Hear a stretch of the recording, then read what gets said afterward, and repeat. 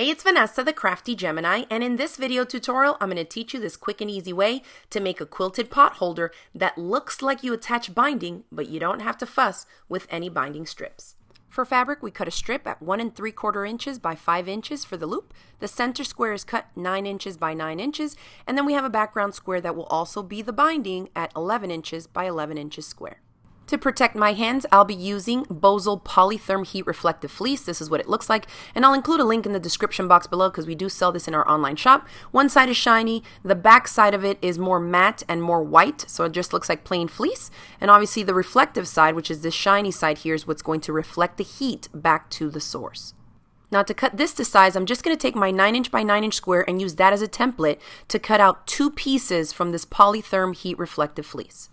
Following the manufacturer's instructions for this product, I'm going to position one square with the shiny or heat reflective side facing up so it's directly touching the wrong side of my 9 inch square piece of fabric. The other heat reflective square is going to go shiny side facing down, and this is how I want to layer these 3 9 inch square pieces. For you, make sure that you're reading the manufacturer's instructions for whatever product you're using. Now that I know how I need to position my squares, let's grab a ruler and something to mark with, and I'm going to make a big X across both diagonals here of my 9 inch square piece of fabric. These lines are the ones we're going to stitch on. So I'm going to put this right back onto my heat reflective fleece sandwich here, place a couple of pins through all the layers to hold them together as best we can, and let's head over to the sewing machine to stitch on these lines. Now with a straight stitch, and I lengthen it to about 3.5 millimeters in stitch length, I go ahead and smooth everything out as best as I can while I stitch on the lines. You could have used a walking foot if you have one. I don't have one for this machine, so it tends to move on you a little bit because of all the bulk. So I take a quick second to just trim away anything that might be sticking out along the sides so that I can get back to having somewhat of a square shape again.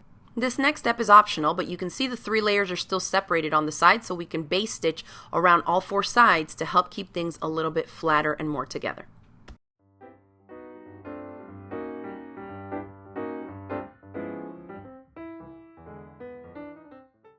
All right, now to the fun part. We are going to do a glue basting technique, and there's tons of different fabric safe and washable glues on the market. Here are 3 different ones. If you have any of these on hand, they will work. You're going to need an iron and an ironing board as well. This is going to help us get nice crisp folds so we end up getting a binding-like look without having to actually bind the pot holder. So the larger 11 inch square is on my ironing board, pretty side facing down. Then I position my little quilted sandwich on top in the center of it as best as I can. This means that you should have about the same amount of overhang around all 4 sides of that background fabric. This is an optional step, but I like to put a couple pins through all the layers just to hold it perfectly centered as best I can there. And then we're going to go to the sewing machine to stitch. There's several different ways that you can stitch. You can stitch straight down and then across like a plus sign, cutting through the diagonals that we did previously, or you can just stitch around the 4 sides. If you have a walking foot for your machine, this is a good time to put it on because the layers are getting thicker. I chose to just go with a lengthened straight stitch at 4.5 millimeter stitch length, and I stitched 1/4 inch in from the outer edges just all the way around all 4 sides. All right, let's remove these pins and give everything a really good press on both sides of our pot holder. Now I grab my basting glue, and if you don't have any basting glue on hand, that's okay, just skip it. Just make sure that you give it a really good press to help those folds stay down. It's okay. Now we're going to start off on one of the straight sides, and I fold in the edge just to where it touches the smaller inside square that we quilted, like this. Then on the second fold, because we're going to refold it onto itself again, is where I add a little bit of basting glue. If you're using a liquid glue, make sure you're just using very minimal dots.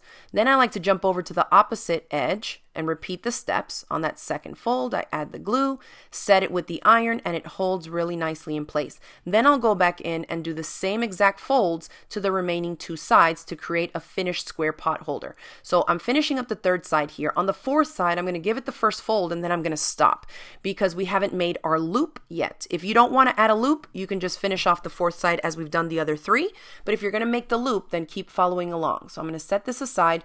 You have a 1 3/4 inch strip by 5 inches. I fold it in half lengthwise and press, and then we bring in the outer long edges to the inside crease, add a little bit of glue, and refold it onto itself to make that skinny strip.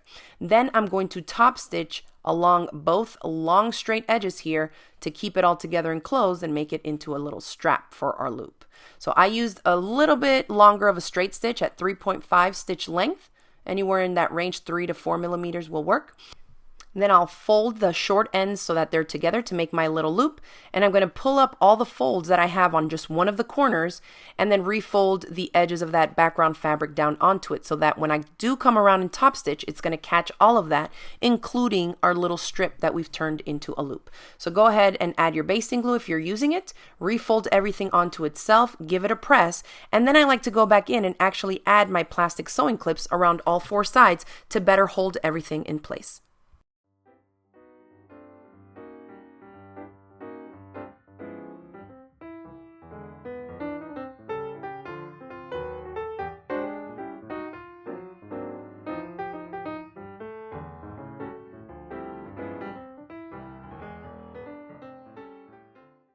And then we can top stitch really close to the inside edge of that background fabric. I like to lengthen my stitch length to about 3.5 to 4 millimeter stitch length, and then I'm going to make sure to pivot on the inside corners and work my way all the way around all four sides.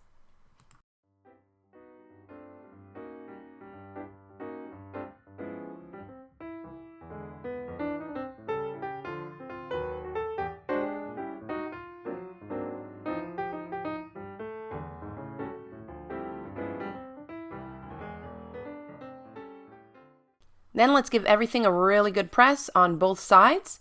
And if you don't like the way that the corners can potentially lift up right here because they're not fully stitched down on the outer edges, we can always go back in with another line of top stitching, but this time staying close to the outer edge of that background fabric, right around here, again around all four sides.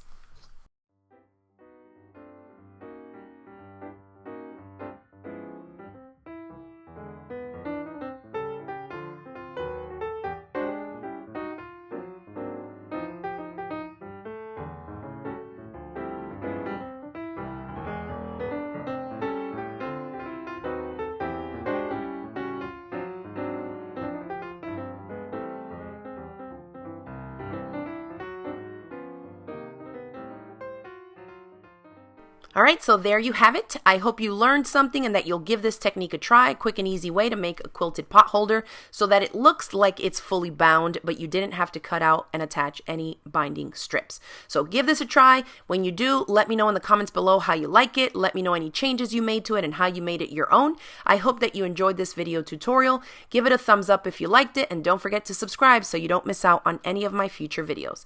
Thanks for watching, and I'll see you in the next one.